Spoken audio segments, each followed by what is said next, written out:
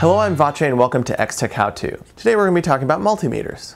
A multimeter is a handy tool that aids you in various types of electrical measurements. Most multimeters typically measure voltage, current, and resistance. I've got with me the X-Tech EX470.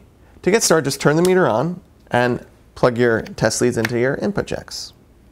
If you plug it into the wrong input jack, you get a nice little warning. So plug it right in. All right, we're ready to go. So now we're going to go outside and check the voltage on my bike battery. All right, let's walk over to my hog. There it is. All right, so here we are. The battery is actually underneath the mat here. We'll just lift it up, and there is the battery. So it's pretty easy. You just turn the meter on,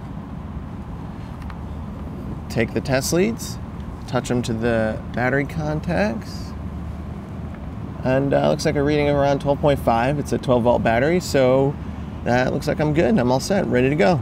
Hit the road.